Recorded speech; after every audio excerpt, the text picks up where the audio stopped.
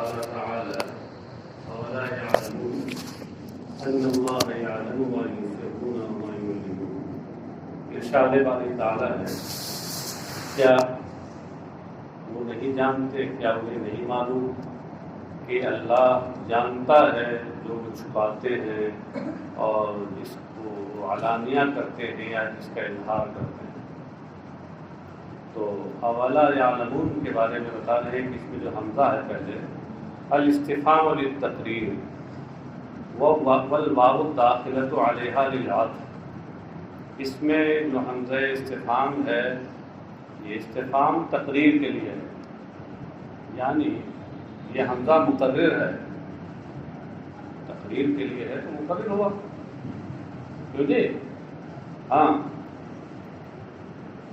اب تم لوگ پروگرام نہیں ملیں گے جب حمزہ تقریر کرنے لگے گا. ہاں، تقریر کا مطلب کیا ہوتا ہے؟ ایک حمزہ ایک استفہام انکاری ہوتا ہے اور ایک استفہام تقریری ہوتا ہے. در حقیقت معنی کے لحاظ سے دونوں میں کوئی فرق نہیں ہے. استفہام تقریری ہو یا استفہام انکاری ہو، دونوں نفی کے مفہوم میں ہوتے ہیں. بس فرق محل استعمال کا ہے کہ اگر جملہ منفیہ پہ حمزہ آ جائے، جملہ منفیہ پہ ہو اور اس پر یہ حمزہ نفی والا ہو جائے تو ایک نفی تو پہلے سے تھی، دوسری نفی اس کے ذریعے ہو گئی تو نفی کی نفی ہو گئی. والنفی النفی اثبات و تقریر، یہ تقریر ہے، خطابت والی تقریر نہیں ہے.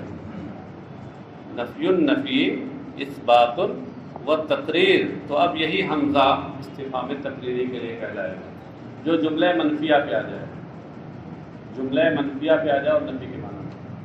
اور اگر وہ جملہ مثبتہ پہ ہے اور نفی کا معنی دے رہا ہے تو وہی استفہام انکاری کے لیے کہلاتا ہے. بس اتنا یاد رکھیے گا، دونوں کا معنی نفی کا ہے. یہاں دیکھیے اولا یعلمون، لا یعلمون پہ داخل ہے نا، تو جملہ منفیہ پہ داخل ہوا. تو اب ایک تو لا کی نفی ہے اور دوسرے جو حمزہ استفہام سے نفی سمجھی گئی، لا کی نفی کو حمزہ استفہام والی نفی نے ختم کر دیا. تو اس طرح لا یعلمون کا معنی ہو گیا یعلمون. لہذا کہتے ہیں الاستفہام للتقریر والواو الداخلۃ علیہا للعطف، اور جو واو اس پر ہے جو اس جملے پہ داخل ہے لا یعلمون سے پہلے جو واو، یہ عطف کے لیے ہے. عطف کس کے عطف کے لیے ہے؟ یعنی ما بعد والے جملے کا ما قبل پر عطف کرنے کے لیے. بات سمجھ گئے؟ ان اللہ یعلم ما یسرون وما یعلنون ما یخفون وما یظہرون من ذلک وغیرہ. یہ اس تفسیر کا مقصد صرف اور صرف یسرون اور یعلنون کا لغوی معنی بتانا ہے کہ کیا انہیں نہیں معلوم کہ اللہ جانتا ہے وہ سب جسے وہ چھپاتے ہیں. یسرون یعنی یخفون، اور یعلنون یعنی وما یظہرون. تو لفظ و نشر مرتب کے طریقے پر یہ تفسیر ہے. من ذالک وغیرہ، یہ اور اس کے علاوہ اور جو کچھ ہے سب کو اللہ جانتا ہے. فَيَرْعَوْا عَنْ ذَلِكَ، تو وہ اس سے باز آ جائیں. کیا مطلب؟ کیا نہیں جانتے کہ اللہ ان کے سب ڈھکے کھلے سب کو جانتا ہے؟ تو اس سے باز آ جائیں. فَيَرْعَوْا یہ جواب ہے، جواب استفہام. اور آپ جانتے ہیں کہ جواب استفہام کے بعد کسی جملے کسی مضارع پر اگر فا آ جائے تو اس کے بعد ان مقدر ہوتی ہے. ان مقدر جب ہوگا تو ظاہر سی بات ہے نون اعرابی گر جائے گا. اس لیے فَيَرْعَوْنَا کے بجائے فَيَرْعَوْا ہو گیا. یرعو کیا ہے؟ نیچے لکھا ہے من الارعواء، یہ ارعواء سے ہے جس کا معنی ہوتا ہے الکف عن القبیح، یعنی قبیح بات سے بچنا، پرہیز کرنا. وَمِنْهُمْ أُمِّيُّونَ لَا يَعْلَمُونَ الْكِتَابَ إِلَّا أَمَانِيَّ وَإِنْ هُمْ إِلَّا يَظُنُّونَ. ومنہم الیہودی، امیون عوام، میم کی تشدید کے ساتھ، یہ عامتن کی جمع ہے عوام، جیسے خاصتن کی جمع خواص، ان میں یعنی یہودیوں میں سے کچھ ان پڑھ لوگ یعنی عوام، لا یعلمون الکتاب الا امانی، کہ وہ کتاب کو، کتاب سے مراد التوراۃ، اس سے اشارہ کیا کہ الکتاب میں الف لام قحط خارجی کا ہے، کتاب کا مخصوص فرد یہاں مراد ہے، کہ وہ توریت کو نہیں جانتے مگر امانی، اللہ کی تفسیر لیکن سے کر کے اشارہ کیا اس بات کی طرف کہ یہ اللہ استثناء منقطع کے لیے ہے۔ استثناء کی دو قسمیں ہوتی ہیں، استثناء متصل اور استثناء منقطع۔ تو جو استثناء منقطع کے لیے اللہ آتا ہے وہ لاکنہ کے معنی میں ہوتا ہے، یعنی در حقیقت وہاں استثناء نہیں ہوتا ہے، وہ استدراک کے معنی میں ہوتا ہے، کیونکہ استثناء تو اسی وقت ہوگا حقیقت میں جب کوئی چیز کسی کی جنس میں داخل ہو، مستثنیٰ مستثنیٰ منہ کے جنس میں داخل ہو تبھی حقیقی استثناء ہوگا، اور اگر اس میں داخل ہی نہیں ہے تو خارج ہونے کا کیا سوال ہے؟ تو وہاں غور کیجئے، دیکھنے میں اگرچہ وہ اللہ ہے مگر معنی میں لاکنہ کے ہے، یعنی استدراک ہے، گویا کلام سابق سے پیدا شدہ وہم کو دور کرنا مقصود ہے۔ اس لیے جہاں جہاں اللہ کے بعد یہ لاکنہ لائیں، یہ سمجھ لیجیے، یہ بتانا ہے، اشارہ کرنا ہے کہ یہ اللہ برائے استثناء منقطع ہے۔ امانیہ، امانی یہ امنیتن کی جمع ہے۔ امنیہ کا معنی کیا ہوتا ہے؟ آرزو، خواہش اور آرزو۔ کہتے ہیں اکاذیبا تلقوها من رؤسائهم فاعتمدوها، وہ کتاب توریت کو صرف امانی آرزویں سمجھتے ہیں، یعنی وہ جھوٹی چیزیں سمجھتے ہیں جن کو انہوں نے اپنے گرو گھنٹالوں سے حاصل کیا ہے۔ رؤساء رئیس کی جمع ہے، قائد، سربراہ، اپنے سربراہوں اور سرداروں سے جس کو انہوں نے حاصل کیا ہے۔ فاعتمدوها، اور پھر اسی پر انہوں نے بھروسہ کر لیا ہے۔ وہ توریت بیچارے پڑھے لکھے تو ہیں، تو توریت کیا ہے حقیقت میں وہ جانتے ہی نہیں، بلکہ ان کے سرداروں نے جو جھوٹ خلاف واقع اپنی طرف سے گڑھ کر بتا دیا کہ یہ ہے توریت، بس اسی کو توریت سمجھتے۔ وَإِنْ هُمْ إِلَّا يَظُنُّونَ، ان کے بعد ماں نکال کر اشارہ کیا کہ یہ ان شرطیہ نہیں ہے، ان نافیہ ہے، ماں کے معنی میں ہے۔ ان شرطیہ اور ان نافیہ میں ایک فرق یہ ہے، اور تو فروق جو ہیں وہ ہیں، ایک فرق پہچاننے کا یہ ہے کہ اگر ان کے بعد اللہ آئے تو سمجھ لیجئے کہ یہ نافیہ ہے، بغیر اللہ کے اور بغیر حرف استثناء کے یہ نافیہ استعمال نہیں ہوتا، اس کو یاد رکھیے۔ اور وہ تو صرف گمان کرتے ہیں، یعنی فی جہد النبوۃ صلی اللہ علیہ وسلم وغیرہ مما یختلفونہ لا یظنون ظنا۔ کیا مطلب ہے؟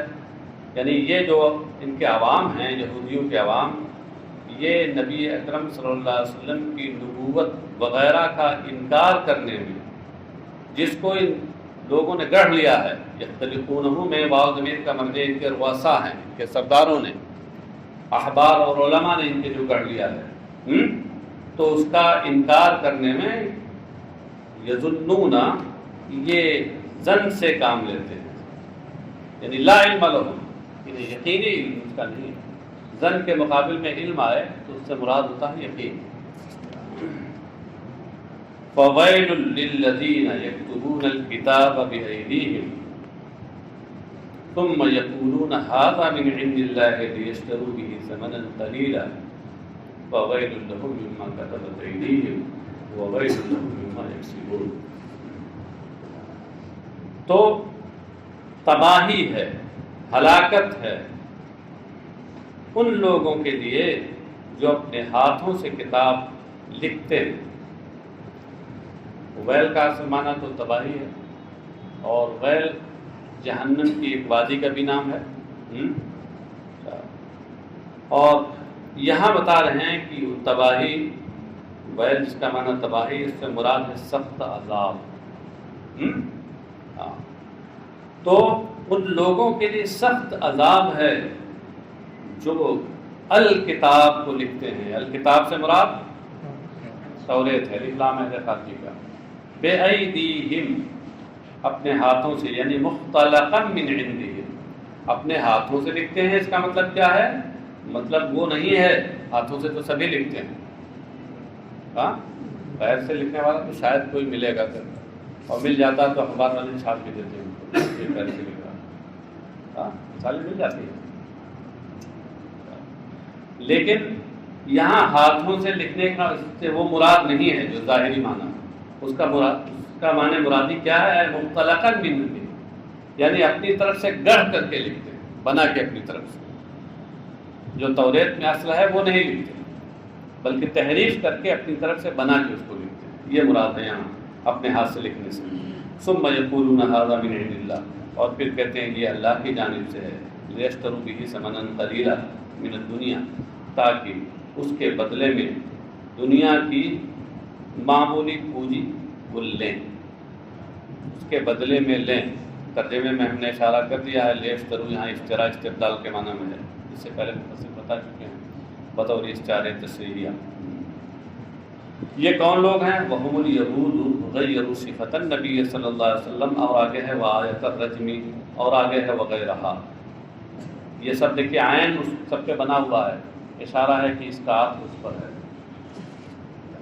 یہ یہودی ہیں جنہوں نے توریت میں نبی اکرم صلی اللہ علیہ وسلم کی جو صفت تھی اس کو بدل دیا، آیت رجم کو بدل دیا، اس کے علاوہ اور بھی بہت سے احکام بدل دیے۔ وَكَتَبُوهَا عَلَى خِلَافِ مَا أُنزِلَ، اور توریت جس طرح نازل ہوئی تھی اس کے خلاف انہوں نے اپنی طرف سے گڑھ کے لکھا۔ نبی اکرم صلی اللہ علیہ وسلم کا وصف بدل دیا، وہ کیا ہے؟ معاشی نے دیکھیے حاشیہ نمبر 30 میں یہ بتایا ہے کہ غیروا صفۃ النبی فی التوراۃ، تو کہہ رہے ہیں کہ توریت میں تو یہ لکھا ہوا تھا کہ نبی اکرم صلی اللہ علیہ وسلم حسن الوجہ، ہاں بڑے خوبصورت ہیں، جعد الشعر، بال کچھ گھنگریلے سے ہیں، اور اکحل العین، آنکھیں سرمگی ہیں، یعنی قدرتی طور پر ایسا لگتا ہے کہ آنکھوں میں سرما لگا ہوا ہے۔ ربعۃ، یعنی متوسط القامہ، وہ میانہ قامت ہیں، نہ بہت ناٹے نہ بہت لمبے، درمیانہ قد کے۔ تو ان سبوں نے، بدماشوں نے کیا کیا کہ فغیروها وکتبوا مکانہ، تو انہوں نے اس میں بدل کر کے اس کی جگہ یہ لکھ دیا طوال۔ یہ لفظ و نسب تک کے طریقے پہ ہے، لکھا ہے تھا وہاں توریت میں کیا تھا کہ وہ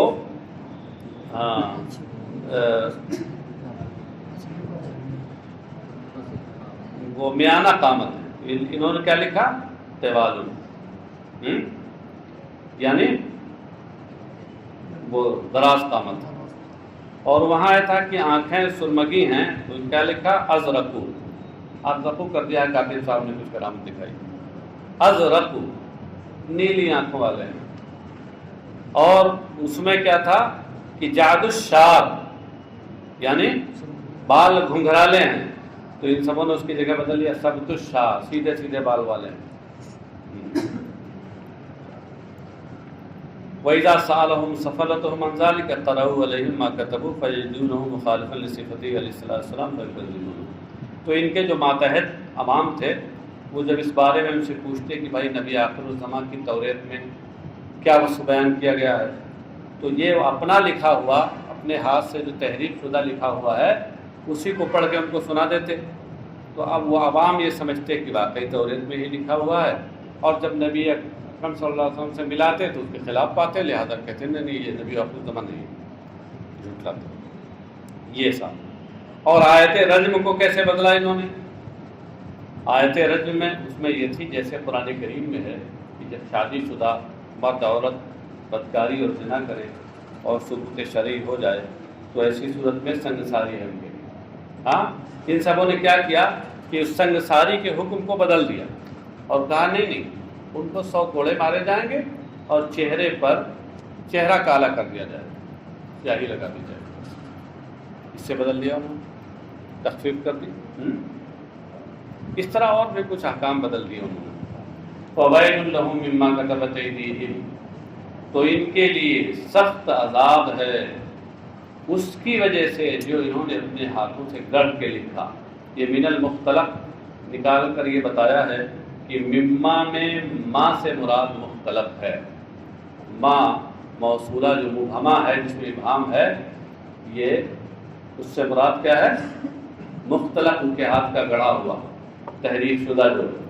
وویل لہم مما یکسبون، اور ان کے لیے سخت عذاب ہے ان رشوتوں کی وجہ سے جو رشوتیں یہ لیتے ہیں.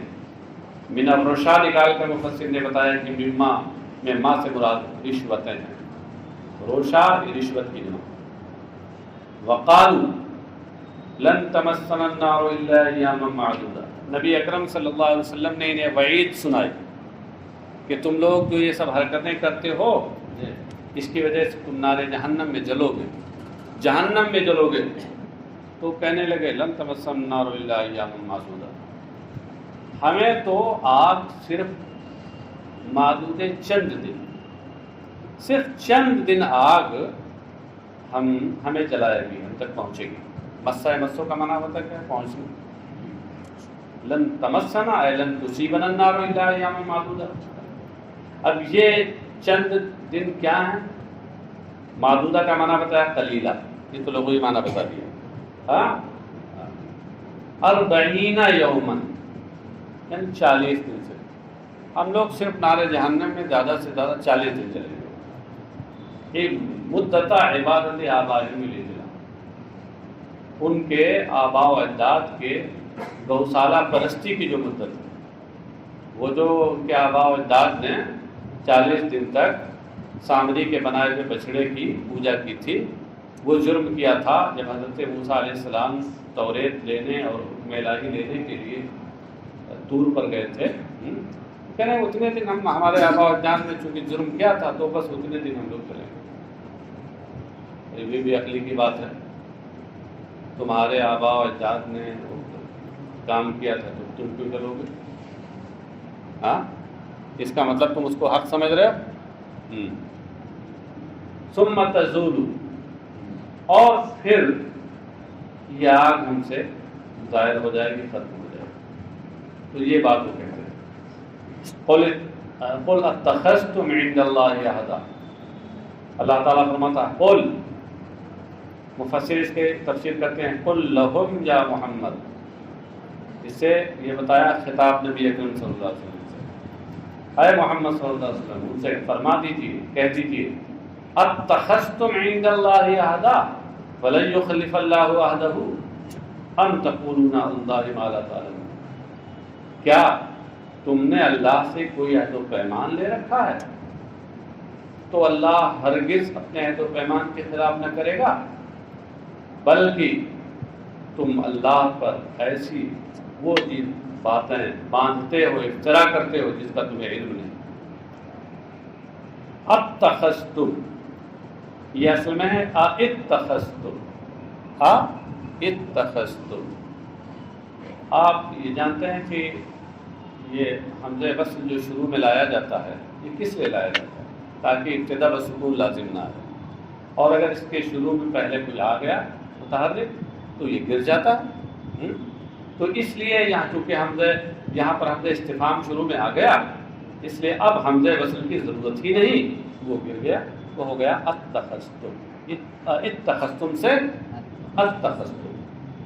حذف منہ حمزۃ الوصل استغناء بحمزۃ الاستفہام. مفسر کہتے ہیں کہ یہاں سے حمزہ وصل حذف کر دیا گیا حمزہ استفہام کی وجہ سے، اس سے بے نیازی کی وجہ سے، حمزہ استفہام کے سبب اس کی ضرورت نہ ہونے کی وجہ سے. استغنا کا مطلب کیا ہوتا ہے؟ بے نیازی اور ضرورت نہ ہونا. عند اللہ عہدا، عہد کا معنی میثاقا منہ بذالک، کہ کیا اللہ تعالیٰ کی جانب سے تم لوگوں نے اس کے سلسلے میں کوئی پختہ عہد و پیمان لے رکھا ہے فلن یخلف اللہ وعدہ بھی، تو اللہ تبارک و تعالیٰ اپنے اس عہد و پیمان کو ہرگز پورا نہ کرے گا؟ اللہ ایسا ہرگز نہیں۔ یہ استفہام کا وہی جواب ہے محذوف ہے، ایسا ہرگز نہیں ہے۔ ام تقولون اللہ ما لا تعلمون، ام کے بعد بل نکال رہے ہیں، اشارہ اس بات کی طرف ہے کہ یہ ام منقطعہ ہے، ام متصلہ نہیں ہے۔ ہاں، کیونکہ جو ام منقطعہ ہوتا ہے وہ بل کے معنی میں ہوتا ہے، بلکہ عموماً بل مال حمزہ کے معنی میں ہوتا ہے۔ تو یہ جہاں جہاں ام کے بعد بل نکالیں گے یہ سمجھ لیجئے کہ یہ اشارہ کر رہے ہیں کہ ام منقطعہ ہے، ام متصلہ نہیں ہے۔ حروف عاطفہ میں سے ام ہے، جس کی دو قسمیں ہیں، منقطعہ اور متصلہ۔ اس کی تفصیلات آپ نحو کی کتابوں میں دیکھ لیجیے، ہدایت النحو میں بھی ملے گی، قافیۃ النحو میں بھی ملے گی، اور دیکھ لیجیے گا۔ بل بلا من کسب سیئۃ واحاطت بہ خطیئۃ فاولئک اصحاب النار هم فیہا خالدون۔ بلا کیوں نہیں، کیوں نہیں کا مطلب کیا ہے؟ یعنی تمسکم وتخلدون فیہا، کیوں نہیں، وہ آگ تم تک پہنچے گی اور تم اس میں ہمیشہ رہو گے۔ تمسک میں ضمیر حیا کے مطلب وہی نار ہے۔ من کسب سیئۃ، جس نے بدی کی، برائی کی، یہاں سیئہ سے مراد کیا ہے؟ شرکن، یعنی جس نے بدی کی، شرک جو سب سے عظیم اور سب سے بڑی بدی ہے، اس سے بڑی تو کوئی بدی ہے نہیں۔ وَأَحَاطَتْ بِهِ خَطِیئَتُهُ، اور اس کی اس غلطی نے اسے چاروں طرف سے گھیر لیا۔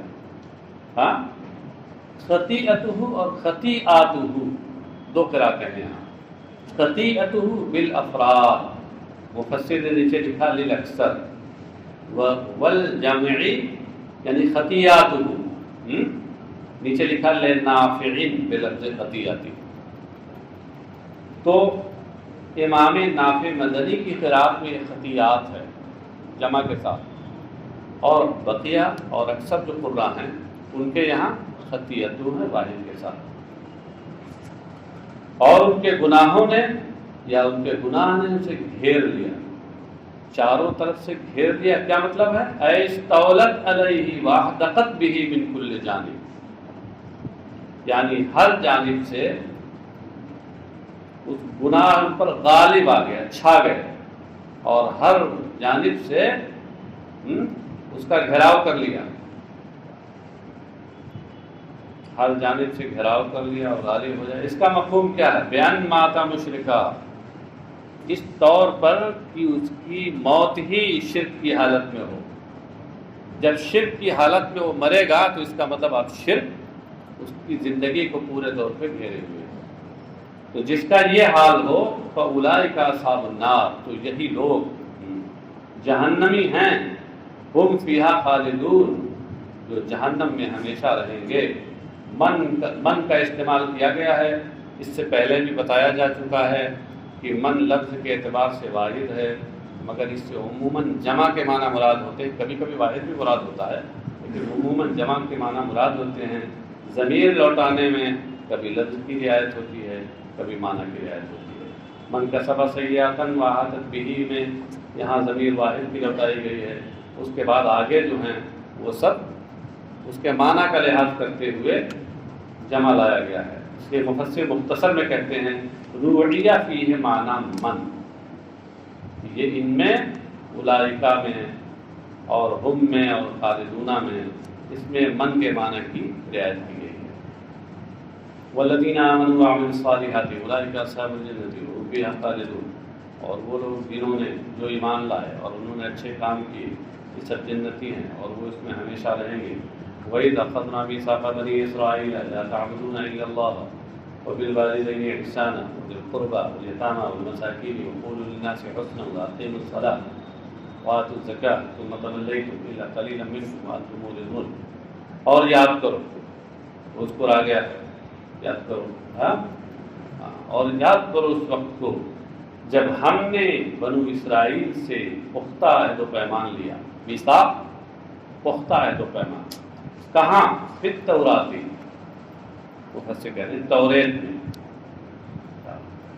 لا تعبدون الا اللہ سے پہلے کھلنا نکالا، اشارہ کیا کہ یہ یہاں محدود ہے، اور ہم نے اس میں یہ کہا کہ تم صرف اللہ کی پرستش کرو گے، لا تعبدون اور لا یعبدون دونوں یہاں دو طرح کی قرات ہیں، تو کہتے ہیں بالتاء والیاء، اور یہاں بالتاء یعنی بالتاء الفوقیہ لابی عمرو ونافع وعاصم وابن عامر، تو یہ اتنے لوگوں کی قرات تا کے ساتھ ہے اور بقیہ کی یا کے ساتھ ہے، یعنی لا یعبدون الا اللہ، ان سے عہد و پیمان لیا کہ وہ صرف اللہ کی عبادت کریں گے، یہ غائب والا جواب چہرہ استعمال، تو لا تعبدون کو بتا رہے ہیں خبر بمعنی النہی، یہ خبر ہے مگر نہیں کے معنی میں ہے،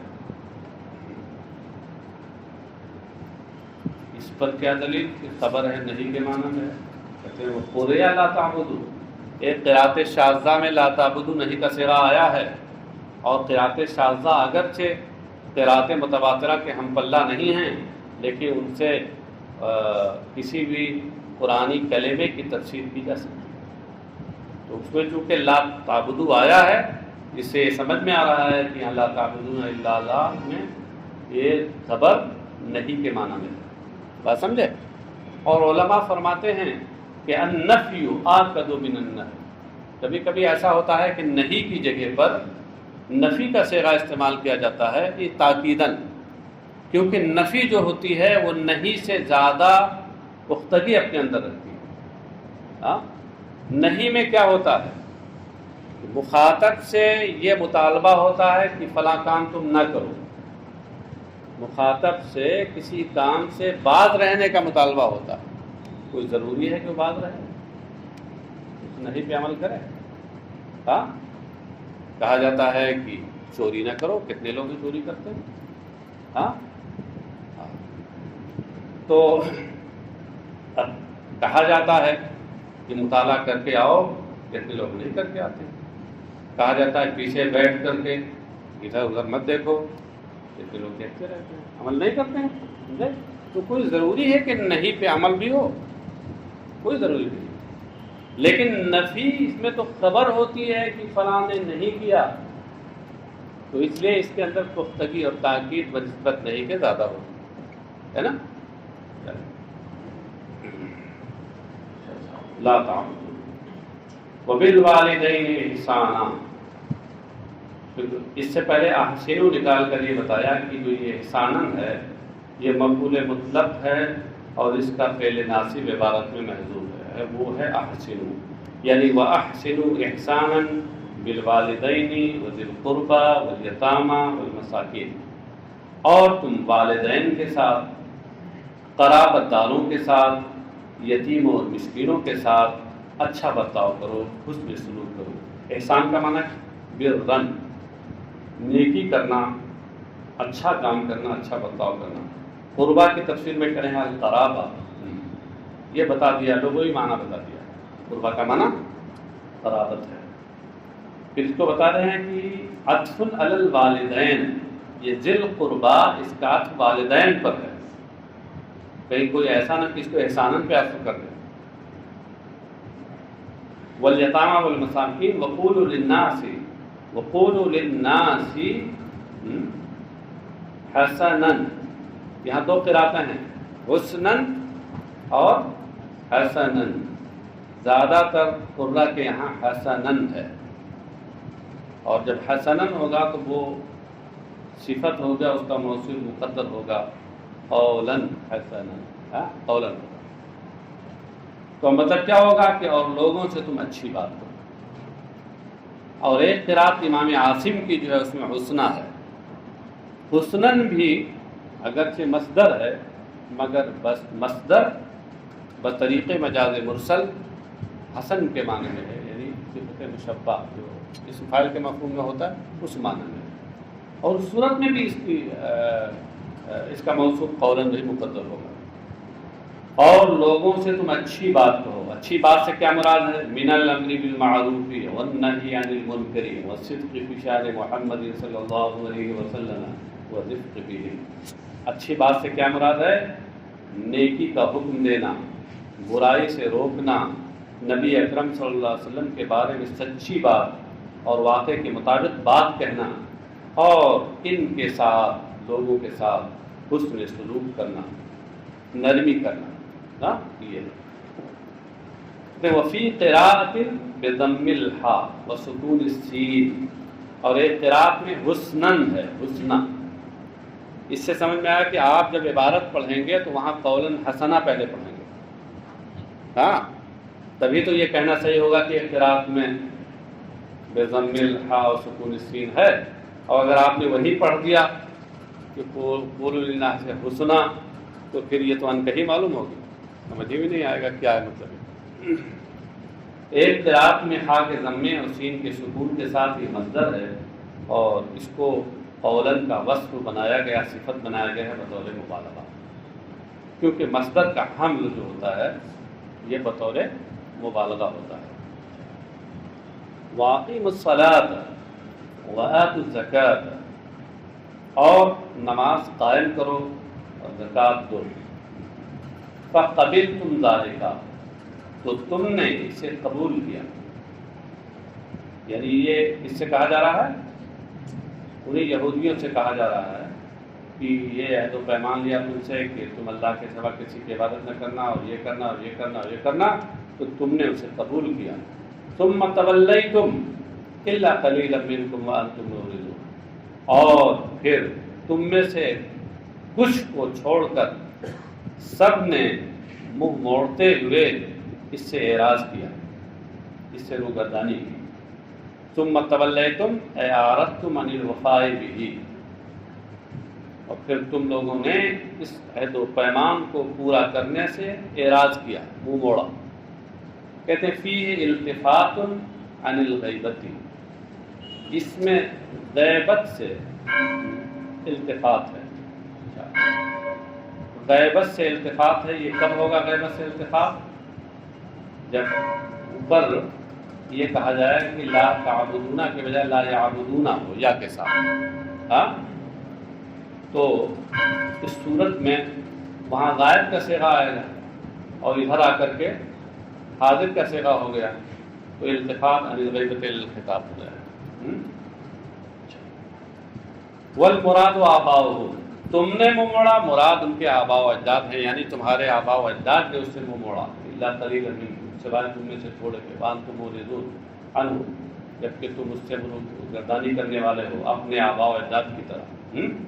وَإِذْ أَخَذْنَا مِيثَاقَكُمْ لَا تَسْفِكُونَ دِمَاءَكُمْ وَلَا تُخْرِجُونَ أَنفُسَكُمْ مِنْ دِيَارِكُمْ ثُمَّ أَقْرَرْتُمْ وَأَنْتُمْ تَشْهَدُونَ، اور یاد کرو اس وقت کو جب ہم نے تم سے عہد و پیمان لیا، اور لا تسفکون سے پہلے قلنا محذوف ہے، یہاں اس کو ظاہر کیا ہے مفسر نے، اور ہم نے کہا کہ لا تسفکون دماءکم، تم خون ریزیاں نہیں کرو گے، اپنے خون نہیں بہاؤ گے.